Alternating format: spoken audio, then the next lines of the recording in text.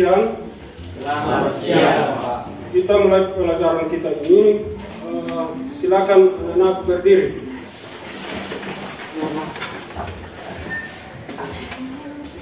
Kita adakan kegiatan semangat, yaitu kita adakan YEL SMK. SMK hebat. Ulangi, SMK. SMK hebat. Sebelum itu saya persentase anak sekalian. Ariel Padang. Hadir, Pak. Galbil. Pak. Hernandez. Hadir, Pak. Hermansyah. Hadir, Pak. Tiara. Hadir. Urkut. Muhammad Aidil. Hadir, Pak. Muhammad Nasdar. Hadir, Pak. Samsul. Hadir, Pak. Mesemus. Hadir, Pak. Rupaldi. Hadir, Pak. Yusriyadi. Hadir, Pak. Kita lanjut.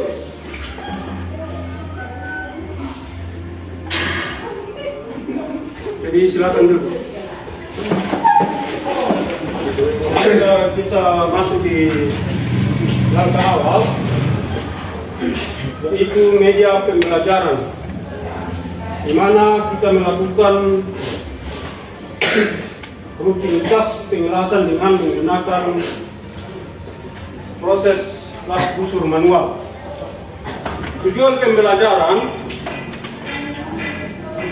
adalah mengidentifikasi pengelasan material pada posisi di bawah tangan, mendasar sesuai dengan standar yang berlaku. Kemudian mengelas sambungan sudut, kemudian memeriksa hasil pengelasan.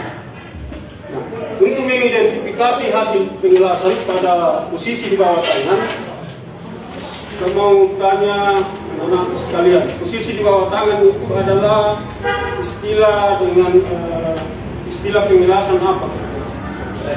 Ya, 1F atau 1G itu adalah posisi di bawah tangan.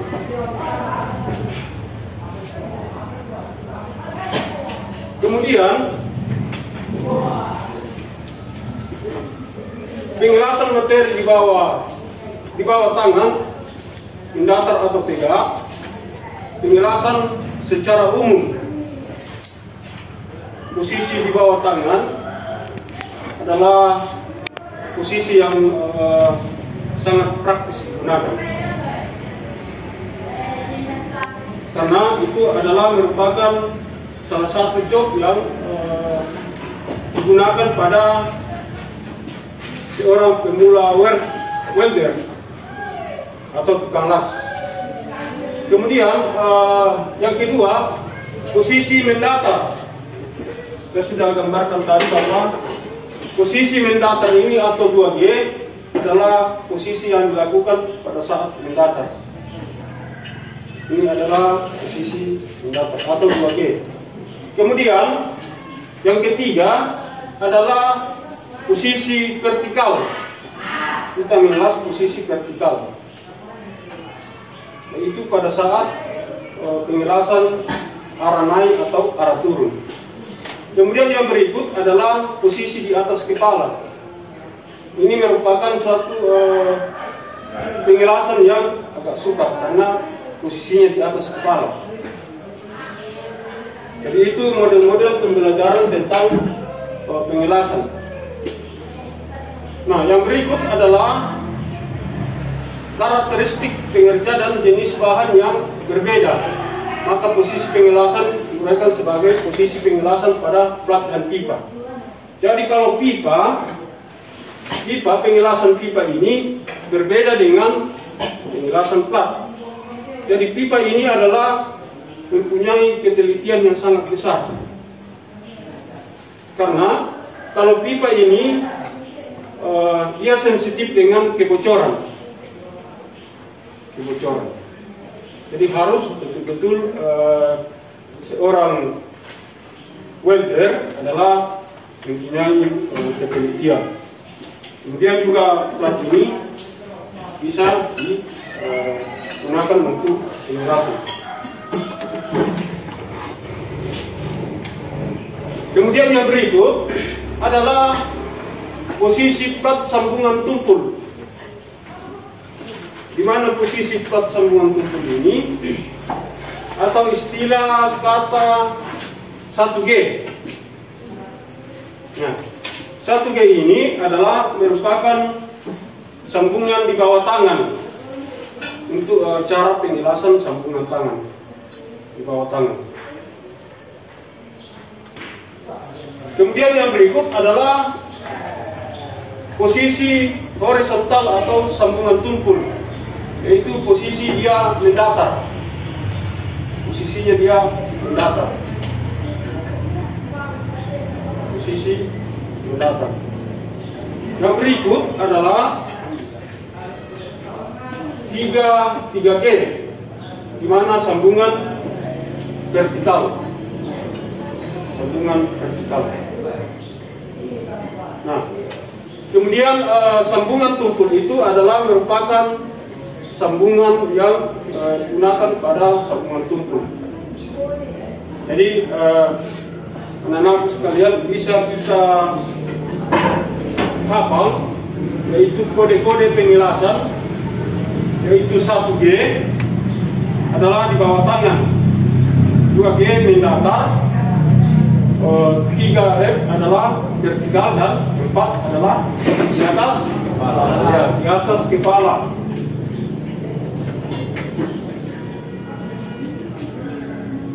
Ya, inilah gambar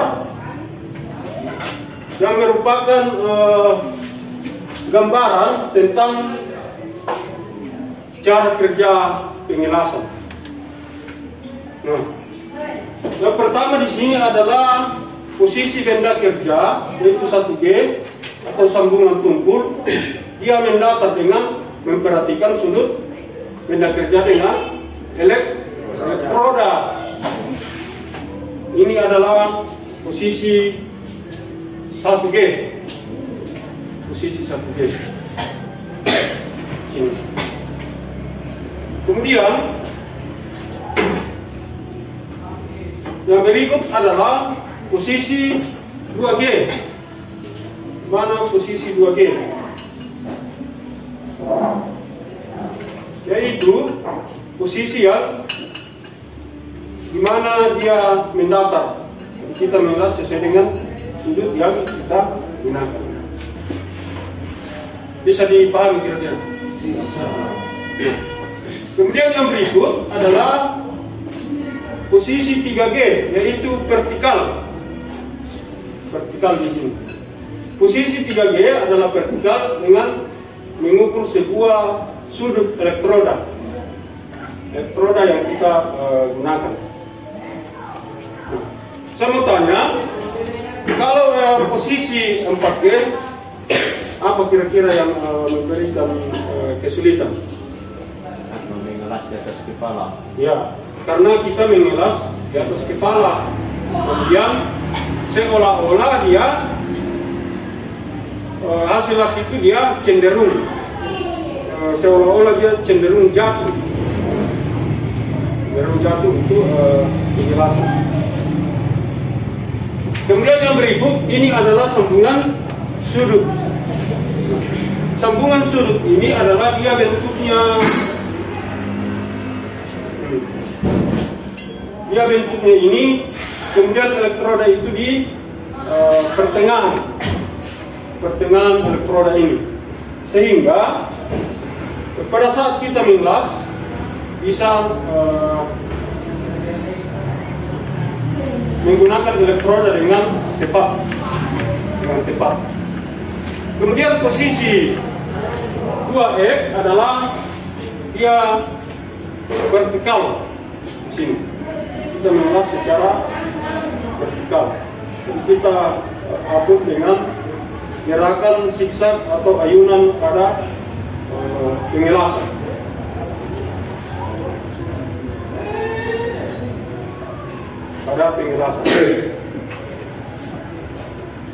sehingga pada saat pengelasan ini bisa digunakan untuk mengelas.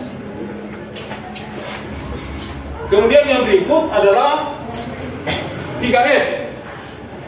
Pengelasannya itu 3F secara vertikal. Secara vertikal.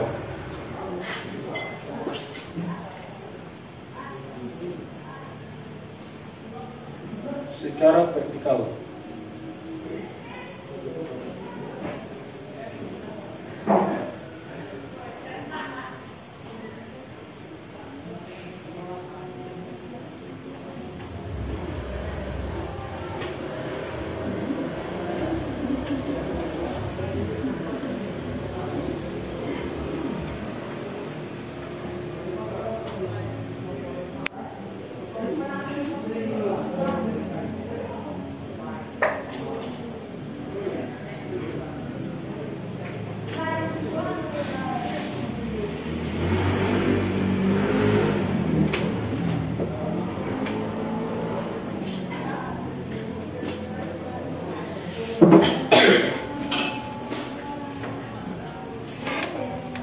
Ya.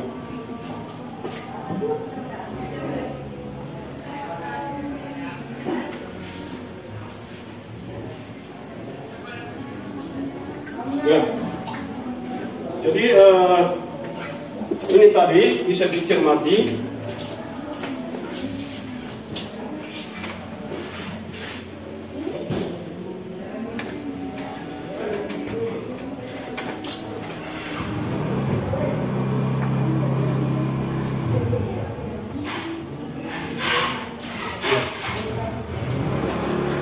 Jadi yang berikut adalah posisi di atas kepala. Posisi di atas kepala ini adalah posisi sudut yang terbentuk di atas kepala.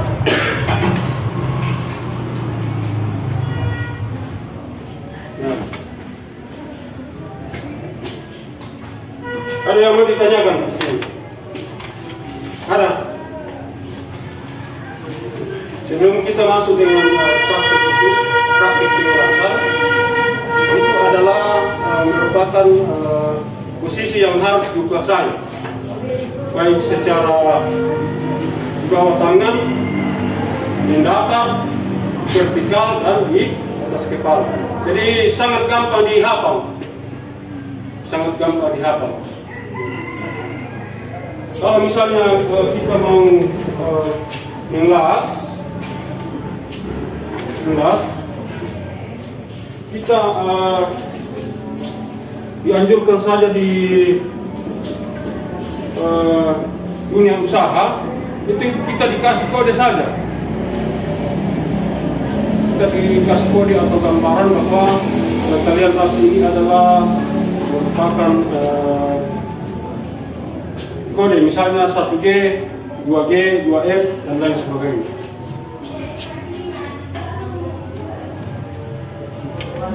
Ini sebuah pengelasan yang kita gunakan.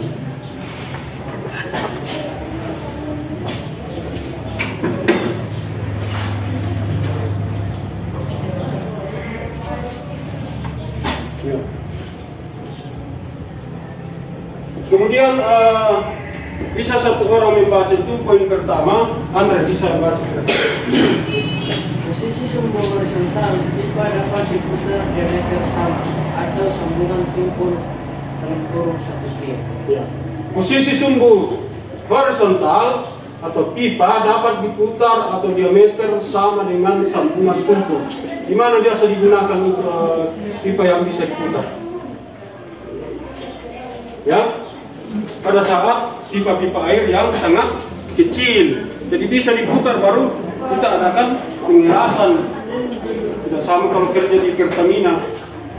Kalau pipa yang sangat besar itu tidak bisa diputar, kita mengambil posisi.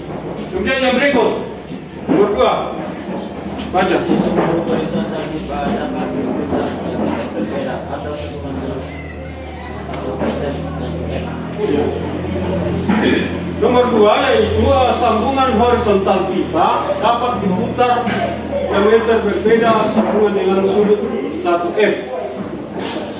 Nah, apa yang dimaksud ini adalah kita harus menyambung pipa dengan menentukan 1F. Jadi kalau berbicara dengan 1F, tetap dia di bawah tangan atau tidur. Dia tidur, dia di bawah tangan. Itu satu. Kemudian nomor 3, sumbu atau posisi sumbu tegak sambungan tumpul 2G. Bagaimana modelnya kalau 2G? Ya, horizontal atau dia mendatar. Jadi dia mendatar inilah adalah 2G. Begitu pun 2F. Nah, terus poin yang ketiga. Tiara baca poin yang ketiga. Ya, posisi sumbu tegak sambungan tumpul 2G. Nah, bagaimana kalau sambungan tegak? Dia posisi bendanya dia vertikal. Arahnya bisa turun, bisa naik. Contohnya digunakan pada apa? Pengelasan, misalnya pintu, apalagi pengaman jendela yang arahnya vertikal. Kemudian yang berikut, nomor 4. Posisi sumbu tegak sambungan sudut atau pelet 2F. Ya, posisi sumbu tegak sambungan sudut atau pelet atau sambungan tumpul 2F. Sambungan 2F itu adalah merupakan sambungan yang vertikal atau tegak atau berdiri. Itu merupakan sambungan 2F. Kemudian yang berikut, Ipaldi, baca nomor 5. Posisi sumbu horizontal pipa tidak dapat diputar tetap. Ya. Sambungan tumpul atau 5G. Ya. Posisi sumbu horizontal pipa tidak dapat diputar tetap pada sambungan tumpul atau 5G. Contohnya apa? Pengelasannya pada apa? Ya, pipa Pertamina yang sangat besar yang tidak boleh diputar. Jadi kita memposisikan diri kita untuk mengelas. Kemudian yang berikut, nomor 6. Posisi sumbu horizontal pipa tidak dapat diputar tetap sambungan sudut atau pelet. Ya, posisi sumbu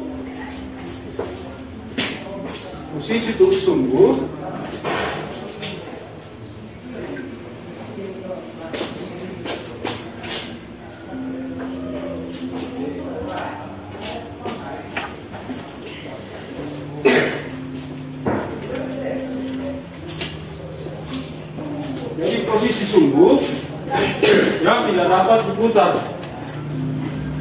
Itu dia menggunakan pipa yang sangat besar. Kemudian yang berikut, nomor 7. Posisi sumbu miring 45 derajat sambungan tumpul 6G. Ya. Bagaimana kalau sudut pengelasan 45 derajat? Jadi sudut pengelasan sambungan 45 derajat kita arahkan pada elektroda 45 derajat.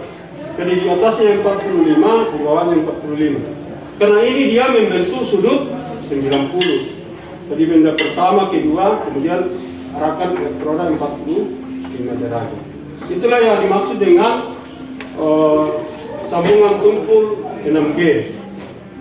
Kemudian yang berikut adalah sambungan sumbu miring, yaitu 45 derajat di pipa dan plat.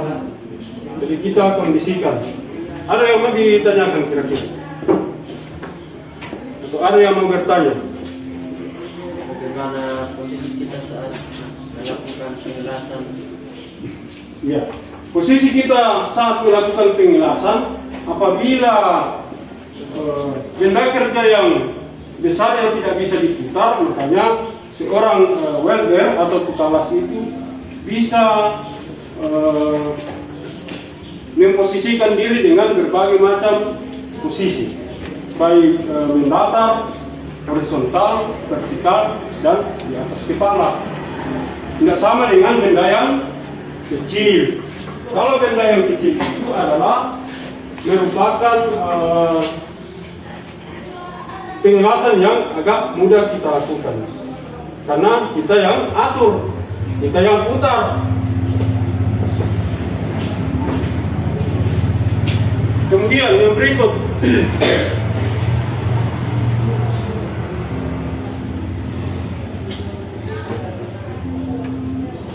ya, inilah bentuknya, bentuk penjelasan pipa. Nah, bentuk penjelasan pipa ini, misalnya 1G, kalian sudah hafal bahwa kalau 1G itu semuanya dibilas di bawah tangan, baik pipa maupun alat.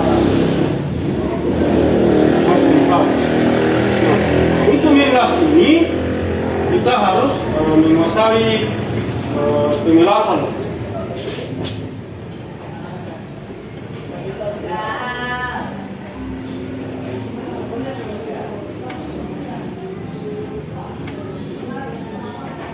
Jadi kita harus menguasai penjelasan. Kemudian yang berikut, 2G adalah melakukan penjelasan yang mendatar. Kalau 2G itu adalah dia penjelasannya apa? Mendatar. Kalau mendatar itu contohnya penjelasan pada misalnya dinding kapal, apalagi dinding rumah, apalagi dinding jendela.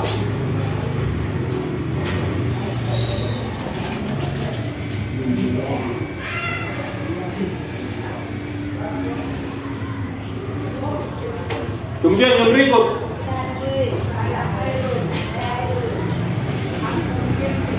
lima G. Apa itu 5G?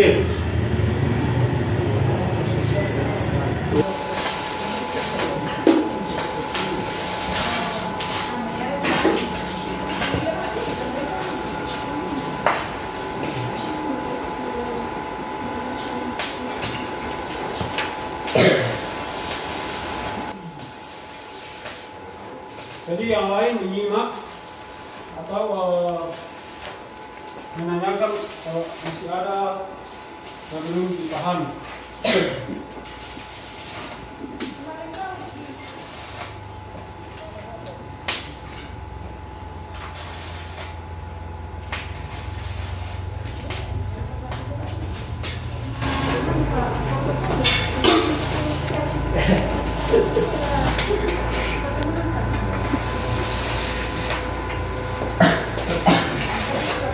Sudah dipaham, tidak ada yang mau ditanyakan.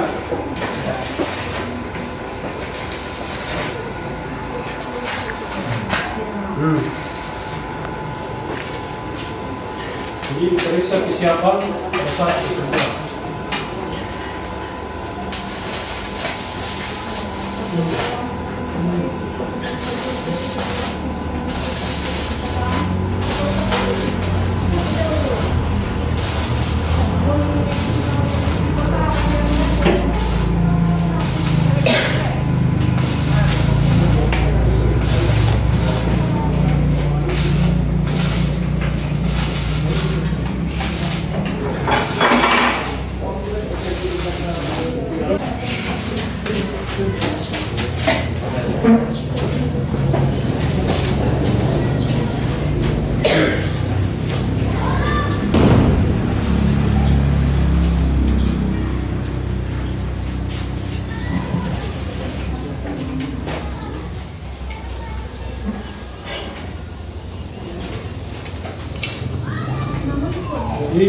sudah bisa memahami, kemudian sudah bisa menyambung pada saat kalian praktek.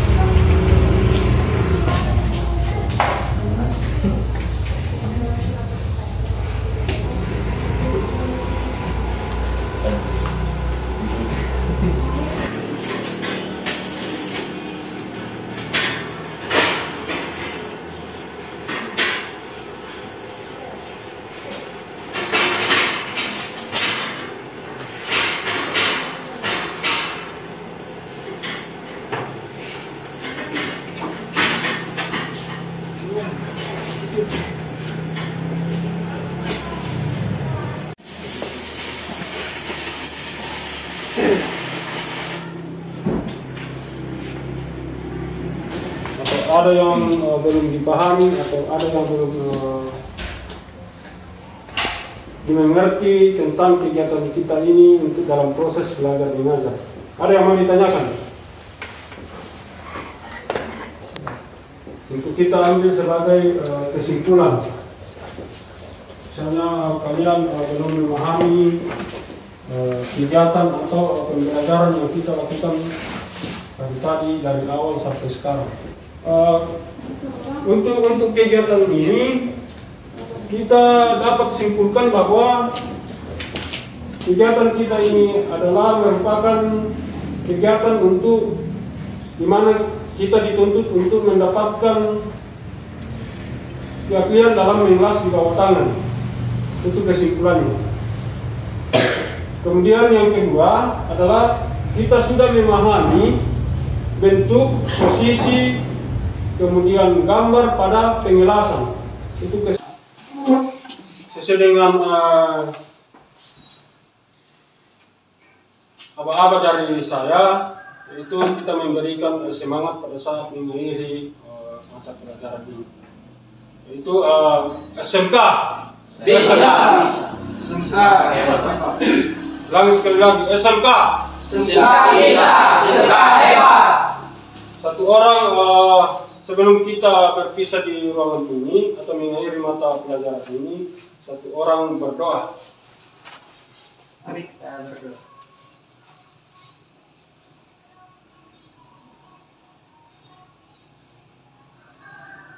Amin. Ya.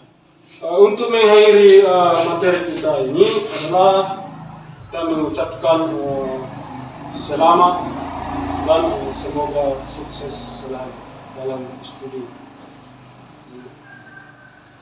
Jadi selamat kita mengakhiri kata wassalamualaikum warahmatullahi wabarakatuh. Waalaikumsalam warahmatullahi wabarakatuh. Jadi kalian sudah bisa meninggalkan ruangan untuk kita melanjutkan teori yang